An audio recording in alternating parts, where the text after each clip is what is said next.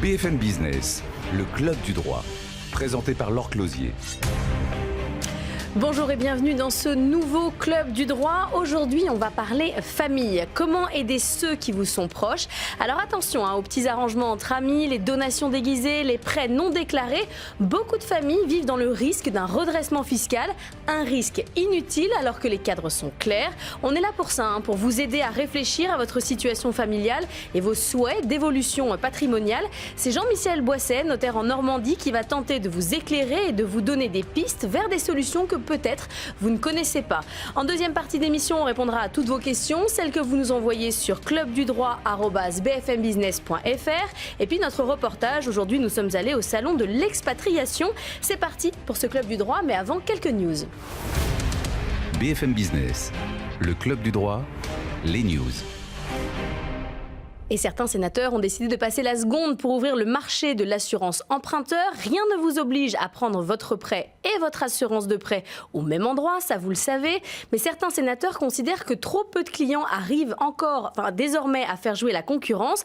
Martial Bourquin, sénateur du Doubs, propose que les banques transmettent chaque année à leurs clients la date anniversaire de la signature de l'offre de prêt. Le non-respect de cette information serait sanctionné par une amende de 1 500 €. On va peut-être vers une profonde mutation de l'article 669 du Code général des impôts. Je vous parle ici de démembrement de propriété. Le sénateur Maluret propose de réduire les écarts entre la valeur fiscale de l'usufruit et de la nue propriété et leur valeur économique. Il souhaiterait que le barème soit sexué en fonction de l'espérance de vie propre aux femmes et aux hommes et que les tranches soient réduites à 5 ans, plus de 15 ans que ce barème n'avait pas été modifié. Enfin, il faut restaurer la confiance entre l'entreprise et l'administration fiscale. Vaste sujet, me direz-vous. Le 14 mars dernier, Gérald Darmanin a diffusé un communiqué de presse présentant 7 initiatives pour une nouvelle relation de confiance entre entreprise et administration fiscale. Bercy a créé un service de mise en conformité fiscale pour traiter dans un cadre clair et connu toutes les déclarations rectificatives des entreprises sur des sujets complexes. Des éclaircissements devront être apportés par l'administration pour que l'opportunité se transforme évidemment en succès. Place maintenant à la famille. Notre sujet du jour, comment la protéger? BFM Business, le club du droit, l'acte de la semaine. Et pour parler famille, j'ai avec moi Jean-Michel Boisset. Bonjour. Bonjour Laure. Vous êtes notaire en Normandie, à côté de Caen. Et quand on a préparé cette émission, j'ai pas été très sympa avec vous. Je vous ai dit, ok, les donations, d'accord, mais trouvez-moi quelque chose, trouvez-moi de l'innovation notariale. Mais quand même, avant l'innovation, il faut qu'on redonne le cadre, la donation, comment ça fonctionne, quelles sont les tranches, qu'est-ce qu'on peut donner à ses enfants? Alors, effectivement, on va faire déjà classique. Classique, on peut donner 100 000 € à ses enfants tous les 15 ans. Et puis, on peut donner aussi de manière complémentaire 31 865 € en somme d'argent qui, là, n'est pas repris s'il y avait une succession dans les 15 ans. Il faut faire attention. Qui dit don manuel ne dit pas forcément ne pas aller consulter son notaire. Parce que moi, je vois trop de gens revenir au moment d'une succession, ils ont mal rempli le formulaire, et finalement, d'une donation qui n'aurait pas été rapportable en succession, dont on n'aurait pas tenu compte, et bien, comme ils n'ont pas coché la bonne case, finalement, elle se retrouve prendre dans l'abattement général. Parce qu'on peut le faire tout seul, en fait. On n'a pas besoin d'aller consulter un notaire directement. On n'a pas besoin d'aller consulter un notaire, mais vous donnez à un enfant, si jamais il décède avant vous, qu'est-ce qui se passe? Est-ce que la donation, ça revient dans votre patrimoine? Ou est-ce que finalement, cet enfant qui lui-même n'a pas d'enfant, ça ne va pas revenir pour moitié à celui qui l'a donné, à la maman, mais peut-être aussi pour l'autre moitié au papa, qui peut être l'ex-conjoint. Et dans ces cas-là, en général, ça passe assez mal. Donc il vaut mieux faire un acte. D'une part, on va utiliser les bons abattements, et d'autre part, on va mettre un certain nombre de clauses pour protéger un peu la situation, c'est-à-dire aider les autres, donner à sa famille. Il faut le faire, mais dans un cadre légal, sécurisé. Et il faut bien entendu le déclarer, puisqu'autrement, ce qui a été donné, mais qui n'a pas été déclaré, va être repris un peu plus tard, au moment de la succession. Donc on rappelle, en ligne directe, 100 000 € d'abattement, c'est le niveau, tous les 15 ans, c'est ça la règle. Tous les 15 ans. Entre frères et sœurs, 15 932, entre neveux et nièces, 7 967. On peut aussi le faire pour les petits-enfants, là, quel est le montant? On peut aussi le faire pour les petits-enfants, 31 865 € de donation pour les petits-enfants. Ça ne marche qu'en matière de donation, donc il faut éventuellement l'utiliser. Effectivement, quand on a dépassé peut-être les 100 000 au profit des enfants, pourquoi pas anticiper, transmettre directement aux petits-enfants. On rappelle que c'est des montants par conjoint, donc ça peut être père et mère, hein, ça par peut être des deux par côtés. enfant. 2 parents, 2 enfants, ça fait 400 000 € qui peuvent être transmis sans fiscalité tous les 15 ans. Ça représente une somme relativement importante. Il y a une règle d'âge. Hein. Il y a une règle d'âge. Alors, non pas pour l'abattement général de succession de 100 000 €, mais pour l'abattement de 31 865 € sur les donations de sommes d'argent. Là, il faut que les enfants aient plus de 18 ans et que les parents aient moins de 80 ans. Le but, c'est une relance de l'économie avec cette donation de somme d'argent. Alors, relance de l'économie, justement, est-ce que ça fonctionne? Ça fait quoi? Ça fait maintenant 15 ans, 20 ans que ça existe, les donations, les abattements? Les abattements ont fluctué dans le temps. Ça a été 10 ans, le rappel. Mais les fameux 100 000. Ça a été 6 ans, oui. ça a été 15 ans. Les fameux 100 000, ça doit être aux alentours de 2007. Effectivement, les gens, en général, donnent à hauteur des abattements. Ils ont du mal à donner plus, déjà parce qu'ils n'ont pas toujours le patrimoine, et d'autre part, ils n'ont pas forcément envie de payer des droits de succession. Pour autant, la prise en charge des frais et droits par les parents, c'est pas taxé, donc ça peut être un sérieux avantage par rapport à transmettre par une succession. Mais vous en faites quand même beaucoup. On en fait quand même régulièrement. En général, ça coûte quand même moins cher de transmettre par donation que d'attendre la succession. Donc il faut transmettre jeune et transmettre à un moment où c'est productif pour les enfants, où ils vont pouvoir créer leur entreprise, acheter leur résidence principale. En fait, c'est vraiment le sens de la question, c'est aider ces enfants. C'est aider, mais pouvoir aider. Alors, est-ce que vous faites beaucoup de donations grands-parents-enfants? Parce que la durée de vie, évidemment, s'allonge. Quand il y a des patrimoines un petit peu plus importants, effectivement, on fait des donations des grands-parents aux petits-enfants, bien souvent dans la limite des abattements des 31 865 €. Est-ce que vous voyez beaucoup de situations, vous découvrez sur le tard beaucoup de familles qui se sont mis en risque fiscal pour rien? On le disait en introduction, les règles sont relativement claires, si on veut bien, bon, évidemment, c'est intéressé 2 minutes, mais de risques fiscaux forts. On prend un petit exemple. Ouais, allez-y. J'ai moins de 80 ans, je donne 31 865 € à un enfant qui a, lui, plus de 18 ans. Je ne le déclare pas. Il aurait été exonéré si je l'avais déclaré, en utilisant les bons abattements. Je ne l'ai pas déclaré. On va le retrouver au moment de la succession. Et finalement, il va être rapporté à l'ensemble taxable. Et il va se retrouver à subir des droits de succession à 20%. C'est-à-dire qu'on va avoir un peu plus de 6 000 € de droits de succession, alors que si on l'avait déclaré, il n'y a aucune fiscalité. Et il n'y a pas de date de péremption, c'est-à-dire que même si la donation a été faite 20 ans en arrière... Alors, après, le délai de reprise fiscale... L'administration fiscale oublie? Le délai de reprise fiscale, c'est 6 ans pour les biens non déclarés. Mais souvent, les donations que l'on découvre, elles n'ont pas un délai très ancien. Et il faut les déclarer, ou alors elles ont été mal déclarées. Ça, c'est ce que je vois le plus souvent. C'est-à-dire que dans ce formulaire de don manuel, il y a 2 cases. Et la plupart des clients que je vois revenir avec le formulaire, la mauvaise case a été cochée. Ah, et pourquoi? C'est mal écrit peut-être? Non, mais parce qu'on parle de 2 articles, 790G par exemple, qui est l'article du Code général des impôts à utiliser. Les clients ne savent pas. Je pense que peut-être que par précaution, l'administration fiscale prend l'abattement général de succession, l'abattement de 100 000, et pas l'abattement sur les donations de sommes d'argent. Je ne sais pas quelle est la politique de l'État dans cette matière. Alors ça, c'est pour les donations classiques. Qu'est-ce que vous avez à nous proposer en termes d'innovation fiscale, quelque chose qu'on ne connaîtrait pas? Alors, des choses qu'on n'utilise pas souvent, notamment, c'est la donation d'un usufruit temporaire. Vous avez besoin d'aider vos enfants qui se lancent dans la vie. Vous avez par exemple un petit appartement qui est loué sur Paris, 40-45 mètres carrés. Eh bien, plutôt que d'avoir un revenu que vous allez voir fiscalisé dans votre impôt sur le revenu, éventuellement dans la tranche la plus importante de votre impôt sur le revenu, eh bien, vous pouvez faire la donation de ce revenu, par exemple pendant une période de 10 ans, à l'un de vos enfants. Ça s'appelle une donation d'usufruit temporaire. C'est l'enfant qui va percevoir directement le revenu, qui va le déclarer, donc certainement dans une tranche d'imposition moins élevée. Mais par contre, au bout de 10 ans, cet usufruit revient dans votre patrimoine. C'est-à-dire que vous l'avez fait, vous êtes encore en activité, vous vous êtes constitué une épargne de précaution pour la retraite. Ce revenu, quand vos revenus professionnels vont baisser, vous allez peut-être en avoir besoin. Eh bien, c'est pas mal. Vous avez aidé entre 55 et 65 ans. Ouais, ça permet de la vos enfants. flexibilité. Hein. Ça permet de la Mais flexibilité. il faut un peu de patrimoine quand même au départ. Il faut un peu de patrimoine parce que c'est là où ça a l'effet le plus important. Effectivement, un revenu qui va être taxé peut-être à plus de 40%, vaut peut-être mieux qu'il soit taxé à 5 ou 10% dans le patrimoine des enfants. Cet usufruit temporaire, on le calcule en prenant 23% de la valeur du bien. Mon exemple de l'appartement d'une quarantaine de mètres carrés, on va considérer qu'il vaut 450 000 euros. Eh bien, si je donne l'usufruit temporaire pendant 10 ans, je donne l'équivalent de 100 000 euros. Ça tombe bien. Je suis dans les abattements. Je suis exonéré. Oui, parce que c'est recalculé sur les abattements dont on parlait tout à l'heure, les 100 000. Ça s'implique sur les mêmes abattements. Donation temporaire d'usufruit. On peut donner sur plus de 10 ans. Le 10 ans, c'est pas une... Ça peut être 10 ans, ça peut être une durée plus courte. C'est 23% par période de 10 ans. Si je donne pour 20 ans, c'est 46% de la valeur du bien. Il faudra regarder si économiquement c'est intéressant.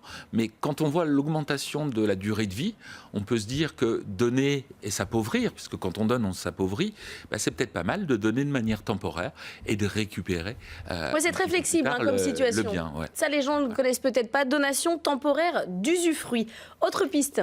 Autre piste, on peut faire aussi un prêt à ses enfants. Il a tout à fait le droit de le faire. Alors ça, il y a plein de gens qui le font, sans cadre légal.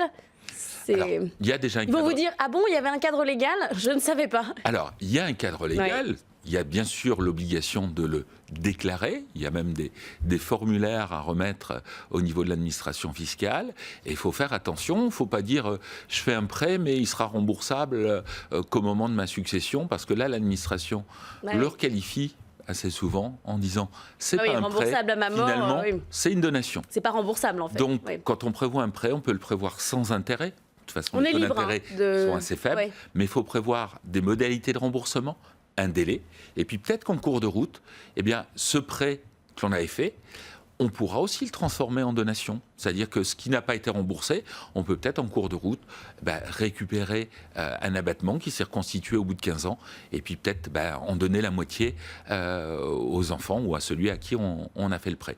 Mais toujours le déclarer, toujours prendre le conseil d'un notaire. Il y a vraiment différentes solutions. Et en général, ça coûte beaucoup moins cher quand on est transparent que quand on essaye de cacher les choses à l'administration fiscale. La transparence à court terme évite les problèmes à long terme. Comment on fait si on veut faire à l'inverse, aider ses grands-parents On est aussi dans des situations où on a besoin d'aider peut-être ses parents. Eh bien, il faut savoir que l'abattement de 100 000 euros dont on parlait, il joue dans les deux sens. Il joue aussi des enfants vers les parents. Les droits de succession fonctionnent dans les deux sens. C'est aussi peut-être la manière d'aider ses parents. Peut-être qu'on pourrait aussi utiliser, par rapport aux parents, un usufruit temporaire. Je leur donne un bien qui va produire des revenus, mais je le récupérerai à terme. Je ne leur donne pas un bien pour qu'il soit repartagé dans l'ensemble de la succession. Donc c'est toujours du sur-mesure, il faut être très précis au cas par cas. Et on a vraiment différentes solutions et parfois des solutions innovantes. Et puis parfois on va mixer un petit peu toutes ces solutions pour essayer de trouver une solution adaptée parce que la situation des parents ou des enfants, elle n'est pas toujours la même. Et donc, on peut manier un petit peu le curseur en fonction de la situation de chacun. Mais parce que ce qui est intéressant dans ce que vous nous racontez, c'est qu'en fait, on peut être très flexible face à sa situation patrimoniale. Et parfois, on a l'impression, quand on va voir un notaire, que ça va être figé dans un temps très long, alors qu'en fait, même le testament n'est pas figé. On peut revenir sur les actes notariaux, faire évoluer sa situation. On n'est pas figé dans le temps. Quoi. Les situations, elles ne sont pas les mêmes à 60 ans qu'à 80 ans. C'est-à-dire qu'il y a des situations sur lesquelles il faut revenir et on fait de l'ingénierie fiscale, on va dire de haut niveau, et le notaire est vraiment le conseiller sur le long terme pour essayer de trouver la situation, pas simplement la situation qui fait économiser des droits de succession, mais la situation qui va faire en sorte qu'il n'y ait pas de mésentente familiale, parce que aider les uns ou les autres, vous logez un enfant gratuitement, si vous ne le déclarez pas, au moment d'une succession, est-ce que les autres ne vont pas dire, mais là il y a eu un avantage et moi je devrais être compensé? On a des solutions assez incertaines en matière de jurisprudence, donc il faut essayer d'être clair et trouver des situations sur mesure, et à chaque fois d'être transparent Et l'aspect fiscal, c'est un élément, ce n'est pas le principal. Généralement, essayons d'abord de garder l'entente dans les familles. Et le but du notaire, c'est bien ça, c'est de donner le conseil qui, d'un point de vue civil, Vous êtes conseiller familial aussi. Et d'un point de vue C'est fiscal. la paix des familles. C'est la paix des familles. Le magistrat de l'amiable. Voilà, la transparence à court terme, ça vous fait gagner de l'argent à long terme. On va finir là-dessus. Merci beaucoup, Jean-Michel Boisset, d'être venu avec nous. On va continuer avec nos réponses à toutes vos questions. BFM Business, le club du droit, passez-moi le notaire. Et on passe aux réponses aux questions, celles que vous nous envoyez sur clubdudroit@bfmbusiness.fr. Bonjour Pierre Lemay, vous êtes avec nous à nouveau, vous êtes notaire à Pont-l'Évêque et vous êtes le rédacteur en chef de cette revue Conseil des notaires que je vous conseille par sa pédagogie et sa clarté. On a 3 questions aujourd'hui auxquelles on doit répondre. La première, c'est celle de Marianne à Montbéliard dans le Doubs. Je souhaite revendre un bien acheté en 2002. Lors de l'achat, le notaire n'a pas demandé le permis de construire. Étonnant. Nous découvrons à la revente qu'en fait, il n'y en avait pas. Que faire, d'autant plus que la zone est classée inconstructible? Alors, plusieurs... Ça sent les ennuis un petit peu quand même. Plusieurs réponses possibles. Oui, ça peut être embêtant, effectivement. Mais il y a plusieurs choses. D'abord, le bien est vendable. Il n'y a pas d'inaliénabilité de ce bien. On peut le vendre sans difficulté. La deuxième chose, c'est qu'on ne pourrait pas vous obliger à le détruire. Même s'il a été construit sans permis, les délais de prescription sont passés. C'est combien le délai de prescription? Alors, il y a plusieurs délais. Le délai pénal, c'est 3 ans. Le délai du voisin grincheux pour agir, c'est 5 ans. Et le délai de la commune, c'est 10 ans. D'accord, donc là, c'est passé. Alors, la seule difficulté, en fait, qu'on rencontre lorsqu'on se retrouve dans une zone où ce n'est plus constructible, c'est en cas de sinistre du bien, où, en principe, on ne peut pas reconstruire le bien parce qu'on n'a pas eu de permis de construire à l'origine. Ça signifie que pour se protéger, il faudrait souscrire pour l'acquéreur une assurance perte du bien, comme on prend une assurance incendie. D'accord. Mais alors là, du coup, le notaire, il y a quand même une erreur là, de fait. Très bizarre. Je veux bien examiner le dossier. Cela étant, lorsque l'acte a été fait, il y a dû y avoir des renseignements d'urbanisme de demander, un plan de cadastre d'envoyer sur lequel figure une maison, peut-être un droit de préemption de purger d'une maison. Donc, il n'y a peut-être pas eu non plus beaucoup d'informations de la part de la commune. De faire trop d'hypothèses. C'est important de savoir aussi depuis quand la maison avait été construite. Deuxième question de Véronique à Pessac dans la Gironde. Je suis divorcée et mon ex-mari veut racheter la maison dans laquelle nous vivions en commun et me verser la part me revenant. Cette maison était entièrement remboursée. Il suggère que ce soit moi qui règle les frais et honoraires à l'étude où a été déposé le projet de liquidation. Pourquoi pas ? Pourquoi pas? Mais il n'y a pas de règle, en fait. Il suggère, quoi. Il suggère. Pourquoi pas, oui. Pourquoi pas? Mais certains diront, puisque c'est lui qui rachète la part, c'est à lui de payer les frais de rachat comme quand on fait un achat comme une vente, maison. Quoi, oui, clair. Et puis, quand on fait un partage, très souvent, que ce soit après divorce ou après une succession, les frais de partage sont payés à égalité par les personnes qui partagent. Donc là, on leur propose une solution, oui. On peut tout faire, c'est un accord à avoir entre les parties. Oui. Enfin, on ne propose pas à son conjoint de payer. Non. Non. Non. Pas rentrer dans les histoires de famille. Alors, troisième question, Pascal, à Villeneuve-les Maglones, c'est dans l'Hérault. Je souhaiterais faire une donation-partage à mes 2 enfants, dont un qui n'a pas encore 17 ans. Je ne vis plus avec son père, avec lequel je n'ai jamais été mariée. Est-ce qu'il est possible de faire cette donation sans que le père de mon fils mineur n'ait à intervenir? Oui. En effet, le Code civil permet, dans le cas de donation, que la donation soit acceptée au nom du mineur par un des ascendants. Donc ça peut être le grand-père, la grand-mère, ça pourrait même être l'arrière-grand-père, l'arrière-grand-mère, puisque le Code civil ne fait pas de différence entre les ascendants. Donc on n'est pas obligé de tenir informé le père de l'enfant mineur, et il suffit de faire appel à son propre parent qui acceptera la donation pour le compte de l'enfant. Bien évidemment, il faut que ce soit une donation, une vraie donation. Il ne faut pas qu'il y ait des charges. Oui, c'est pas une succession. Mais cet argent-là, il va en disposer comme il le souhaite ou quand même comme il est mineur? Il va être soumis à l'administration de son parent. Alors ça peut être une donation d'un bien immobilier, comme ça peut être une donation de somme d'argent. L'objectif, c'est que le parent ne puisse pas refuser. L'objectif, c'est que puisqu'on est séparés, on ne vit pas ensemble, on n'a peut-être pas envie que l'autre sache ce qu'on fait comme opération patrimoniale. D'accord. Alors, parlez-nous de votre magazine, Le Conseil des notaires. À la une, c'est acheter pour louer, investir malin. Acheter pour louer, c'est toujours intéressant, même à Paris ? Ça reste toujours intéressant parce qu'on n'a jamais vu des prix aussi importants sur Paris. Alors, il y a eu une grosse tendance avec le Airbnb qui se retourne un petit peu d'ailleurs contre les gens qui en ont abusé. Et là, nous avons fait une étude comparative entre est-il plus intéressant de faire du Airbnb ou est-ce qu'il est plus intéressant de faire une location classique, c'est-à-dire vide, à un locataire qui va rester plusieurs années. Et alors, c'est plus intéressant ? Et alors, dans certains cas, c'est plus intéressant parce que Airbnb, il y a aussi un coût. Il y a le coût d'entretien du bien que vous mettez en location. Il peut y avoir un coût d'agence qui sert d'intermédiaire. Bref, il peut y avoir des coûts qui ne rendent pas aussi rentable que l'on croit la location en Airbnb. On revient dessus. Vous voyez vos clients revenir sur ce choix de location très courte durée Dans certains endroits, il y en a eu beaucoup trop. Et donc, il y a des gens qui reviennent un peu en arrière parce qu'ils ne remplissent pas. D'accord. Donc, on revient au sujet classique, location meublée, j'achète et je me trouve un locataire pour un peu plus longtemps que... Et ne pas oublier l'investissement dans les biens anciens, bien placés en centre-ville. Quand il y a des travaux à faire, quelquefois, c'est même plus intéressant que d'acheter du neuf. Merci beaucoup Pierre Lemay. Je rappelle que vous êtes notaire à Pont-l'Évêque et je vous conseille toujours la lecture de Conseil des notaires dont vous êtes le rédacteur en chef. Il y a plein de conseils, d'actu, il y a plein de fans, il y a plein de super magazines que je vous conseille de lire. Voilà, on va passer maintenant à notre reportage. BFM Business, le club du droit. Le saviez-vous ? Et on passe à notre reportage de la semaine qui nous emmène au salon de l'expatriation.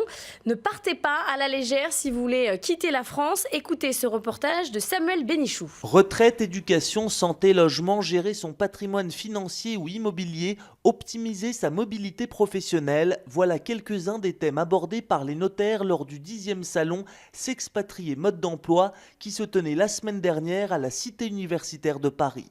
Maître Sylviane Plantelin. On sent qu'il y a vraiment une évolution quand même importante sur les départs à l'étranger, donc dans toutes les classes d'âge. D'après le Quai d'Orsay, on peut dire qu'on est autour à peu près de 2,5 millions de personnes qui sont donc expatriées. Les Français seraient donc de plus en plus candidats au départ, que ce soit pour travailler, entreprendre, étudier ou vivre un repos bien mérité. Près de 3000 visiteurs sont donc venus s'informer, interroger. Maître Pauline Malaplate. Beaucoup de questions. Est-ce que les règles qui seront applicables correspondent à leur volonté dans le pays dans lequel ils vont s'installer? Et puis sur leurs règles matrimoniales également, est-ce que leur contrat de mariage s'applique dans le pays dans lequel ils vont s'installer? Par rapport à la vente de la résidence principale, la conservation de la résidence, comment seront imposés les enfants quand ils seront dans un autre pays s'ils viennent à décéder? À chaque situation, une solution adaptée. Les notaires ont enchaîné conférences et consultations gratuites.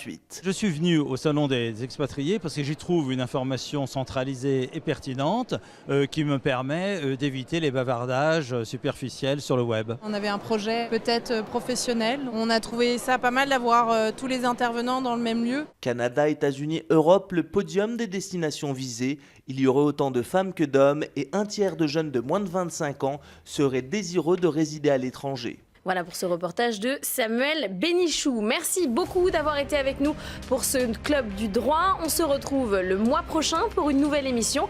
En attendant, à très bientôt sur BFM Business.